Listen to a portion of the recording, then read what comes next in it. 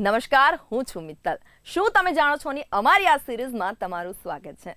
શું તમે જાણો છો કે જે પાણીની બોટલો તમે ખરીદો છો તેના પર લાઈન શા માટે હોય છે?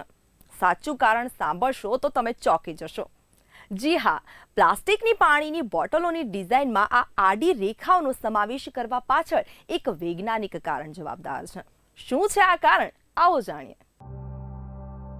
આપણે બહાર ફરતી વખતે તરસ લાગે ત્યારે તમે તરત જ સ્ટોરમાંથી પાણીની બોટલ ખરીદો છો. પાણી પીધા પછી આપણે તેને કચરામાં ફેંકી દઈએ છીએ અથવા તો તેને ફરીથી ઉપયોગમાં લેવા માટે ઘરે લાવી દઈએ છીએ.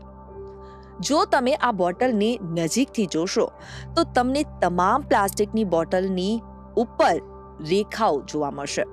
પરંતુ શું તમે જાણો છો કે આ પ્લાસ્ટિકની બોટલો પર લાઈનો કેમ બનાવવામાં આવે છે? હવે તમે વિચારતા હશો કે આ રેખાઓ શા માટે અસ્તિત્વમાં છે.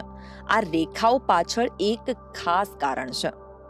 પ્લાસ્ટિકની બોટલોની ડિઝાઇનમાં આ રેખાઓ શા માટે સમાવિષ્ટ છે તે બહુ ઓછાને ખબર હશે.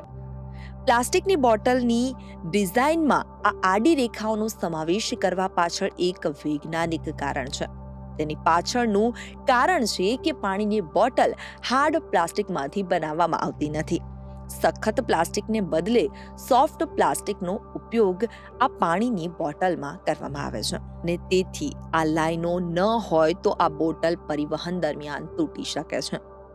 તેથી આ લાઈનો પાણીની બોટલને સુરક્ષિત કરવા માટે રક્ષણાત્મક કવર તરીકે કામ કરે છે. ખરેખર બોટલ પર બનેલી આ લાઈનો પણ બોટલની સુરક્ષા માટે છે. જો બોટલ પર લીટીઓ ન હોય તો બોટલ તમારા હાથમાંથી સરકી જશે. બોટલો પર આ રેખાઓ સાથે તમે તેને પકડી શકો છો.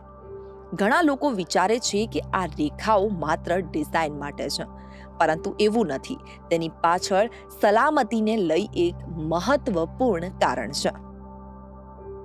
શું તમે જાણો છો માં? આજ મેં આપને જણાવ્યું કે પાણીની બોટલ પર આવતી લાઈન શા માટે હોય છે. તે લાઈન પાછળનું કારણ શું છે?